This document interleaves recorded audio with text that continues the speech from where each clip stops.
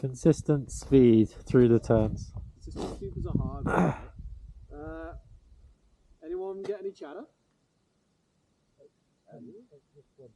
Just once. This is really good though, because earlier on in the season, I don't know if you guys can remember, we rode exhibition and we were getting chatter on like every other turn for most of it, in some regards. So in really good conditions. So this is awesome, the fact we're not getting much chatter happening here.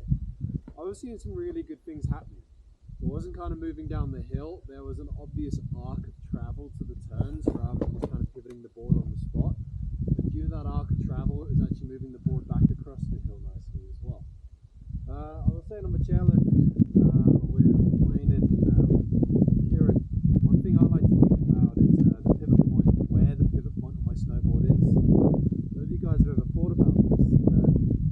Where do you feel like the pivot point is on the snowboard when you do short turns for you guys?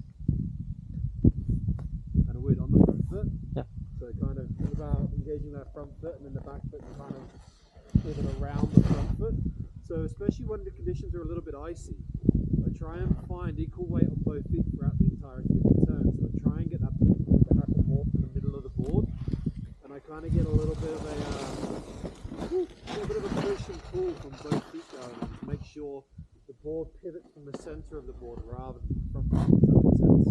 If it pivots around the front foot, I find I've got grip here, whereas if I can kind of get the board to pivot in the middle, I feel I can get grip along the whole length of the snowboard, and it makes it a lot easier to then kind of get that direction back across.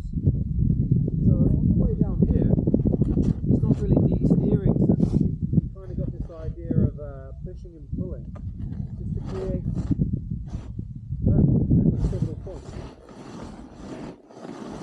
Just see if you can get that pivotal point in the center of the board as we ride down here. See if you can get the same weight on the back foot as you can the front foot through the entirety of the turn, so you never feel like the back foot gets unweighted for a moment. If you guys come around the corner, you'll be able to see the difference between weighting the back foot and then the back foot.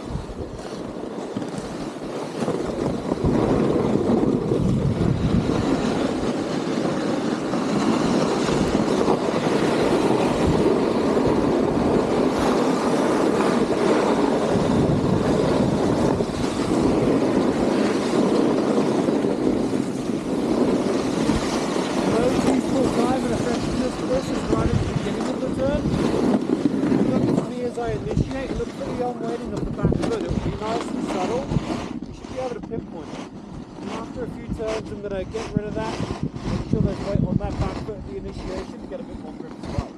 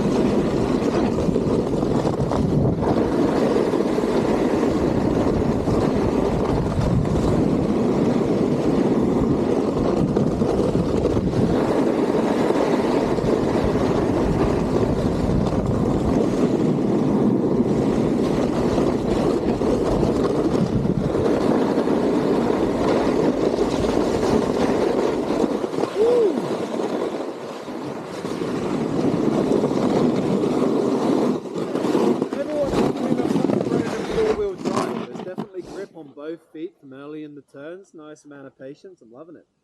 I saw Chris and Josie, little bit of weight going towards the back foot towards the end of the turn. This is awesome. So I find higher end short turns are all about tail pressure.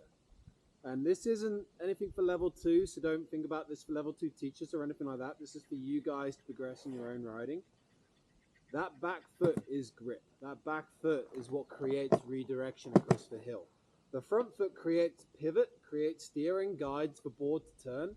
but that back foot is where you find the best grip.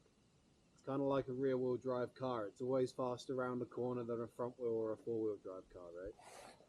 And it's kind of weird, as I go through my turns, if I'm kind of thinking level 3, level 4, I always kind of start as I go through the turn. I'll come around here so you'll see me.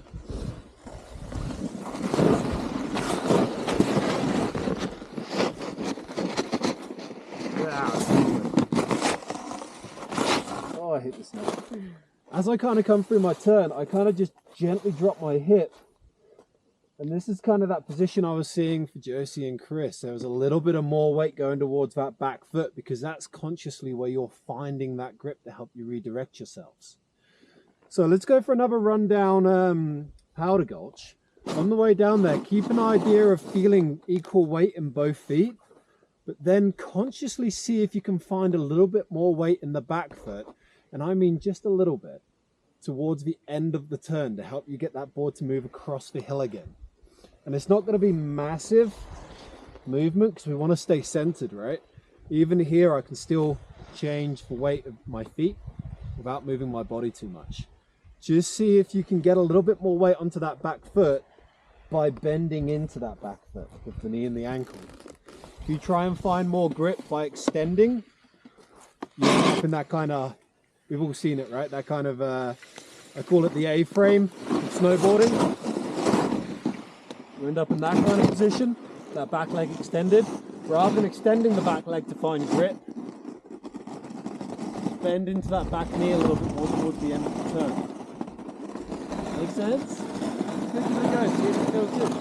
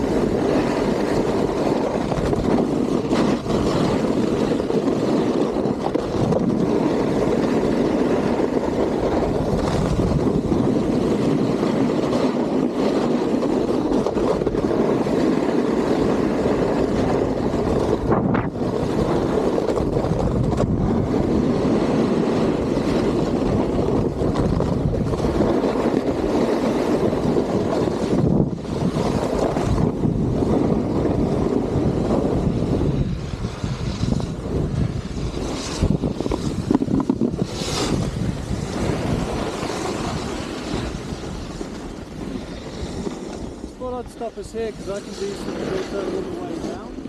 And just see if you can spot a little bit of that, you know, kind of that back foot. It's very subtle. The Italian guys coming down. And we'll all bench together just so we're all